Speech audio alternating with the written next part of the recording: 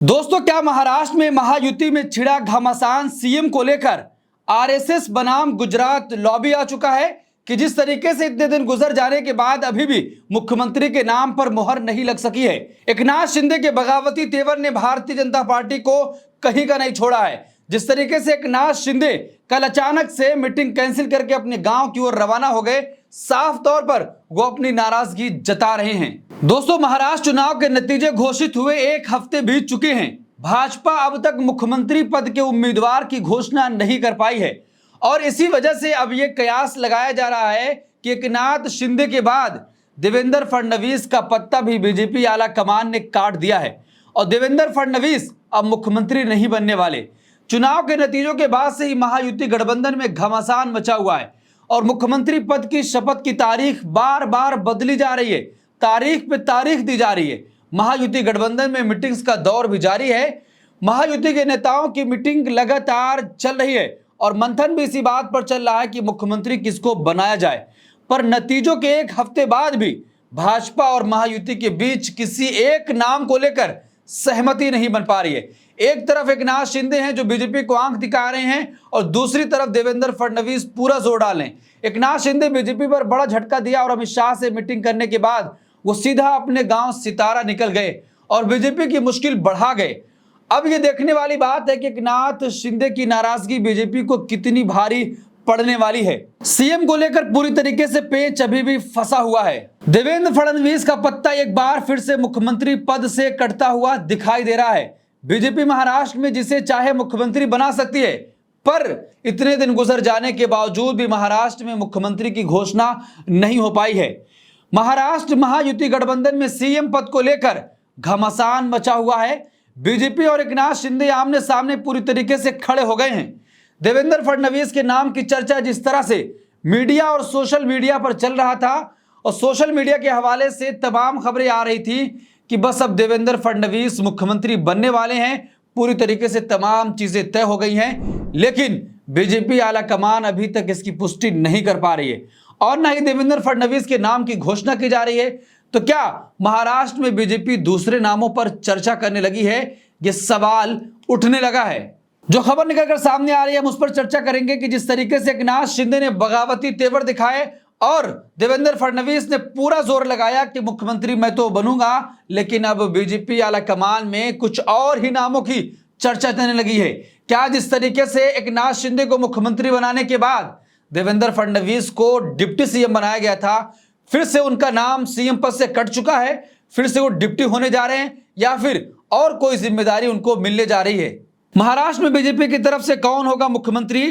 देवेंद्र फडणवीस ही नहीं, ये और 2 नेता भी रेस में शामिल। गृह मंत्री अमित शाह ने महायुति के नेताओं के साथ बैठक की थी। इस दौरान एकनाथ शिंदे ने देवेंद्र फडणवीस और अजीत पवार के साथ अमित शाह से मुलाकात की थी।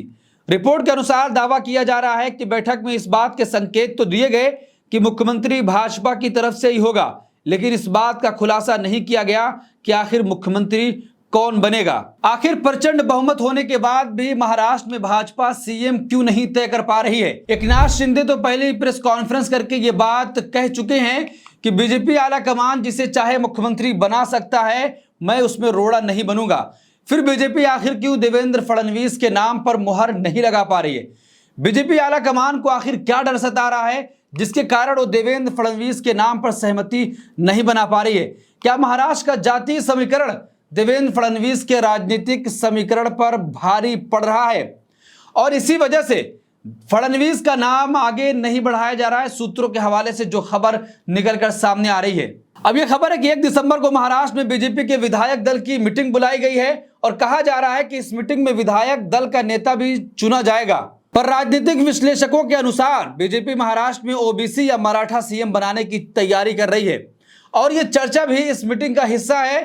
कहा जा रहा है कि देवेंद्र फडणवीस का पत्ता यहां से कट सकता है। महाराष्ट्र के नतीजे जब से आए हैं तब से ही बीजेपी ने यह साफ कर दिया है कि महाराष्ट्र में मुख्यमंत्री तो बीजेपी का ही बनेगा और शिवसेना एनसीपी से एक उप मुख्यमंत्री बनाए जाने की बात कही जा रही है। ये तमाम कयास अब लगाए जा रहे हैं, पर मुख्यमंत्री के नाम की घोषणा अभी तक भाजपा नहीं कर पा रही है। देवेंद्र फडणवीस एक बार पहले भी मुख्यमंत्री रह चुके हैं, पिछली सरकार में एकनाथ शिंदे के साथ वो डिप्टी सीएम बने थे और कहा जा रहा है कि जो बहुमत महायुति को इस चुनाव में मिली है उसका बड़ा क्रेडिट देवेंद्र फडणवीस को भी जाता है। पर उसके बावजूद भी देवेंद्र फडणवीस के नाम की घोषणा भाजपा नहीं कर रही है और महाराष्ट्र में जिस तरीके से जातीय समीकरण है, क्या उसके ऊपर फडणवीस भारी पड़ेंगे? क्योंकि बीजेपी हो सकता है कि महाराष्ट्र में किसी ब्राह्मण की जगह अब ओबीसी या मराठा समुदाय के नेता को मुख्यमंत्री चुन सकती है। बीजेपी ने चुनाव में अजीत पवार और एकनाथ शिंदे को आगे करके मराठा वोटर्स को साथ तो लिया, पर अब इसी समीकरण के कारण देवेंद्र फडणवीस का गेम बिगड़ता हुआ साफ तौर पर दिखाई दे रहा है। महायुति गठबंधन ने मराठा समुदाय का वोट तो ले लिया और अगर अब मराठा समुदाय का सीएम नहीं बनता है तो बीजेपी और महायुति के लिए एक बड़ी समस्या बन सकती है। तो दोस्तों, जिस तरीके से एकनाथ शिंदे के बगावती तेवर के बाद देवेंद्र फडणवीस ये मान रहे थे कि मेरा रास्ता तो क्लियर हो गया है, लेकिन अब लगता है कि ये लड़ाई पूरी तरीके से आरएसएस बनाम गुजरात लॉबी आ चुकी है। क्या आरएसएस नहीं चाहता है कि देवेंद्र फडणवीस मुख्यमंत्री बनाए जाएं? क्योंकि जीत का क्रेडिट पूरी तरीके से आरएसएस ले रहा है। अब खबर निकलकर सामने आ रही है कि या तो मराठा या फिर ओबीसी समुदाय का कोई व्यक्ति मुख्यमंत्री महाराष्ट्र में बनने जा रहा है। क्या देवेंद्र फडणवीस का एक बार फिर से पत्ता कटने वाला है? और जिस तरीके से एकनाथ शिंदे के डिप्टी सीएम बनाए गए थे, ठीक उसी तरीके से एक बार भी डिप्टी सीएम पद उनको मिलने वाला है। दोस्तों, इतना दिन गुजर जाने के बाद अभी तक महाराष्ट्र में महायुति ने अपना सीएम ऐलान क्यों नहीं कर पा रही है? आखिर इसकी वजह क्या है? क्या पूरी तरीके से बगावत का डर है कि एकनाथ शिंदे अगर चले जाएंगे तो जो शिवसेना का वोट भाजपा को मिला है वो बीएमसी में वोट नहीं मिलेगा और एकनाथ शिंदे पूरी तरीके से अंदर अंदर खेल करेंगे? आपकी क्या राय? कमेंट बॉक्स अपनी राय जरूर दें और ऐसी तमाम खबरों के लिए देखते रहिए देश नीति। धन्यवाद।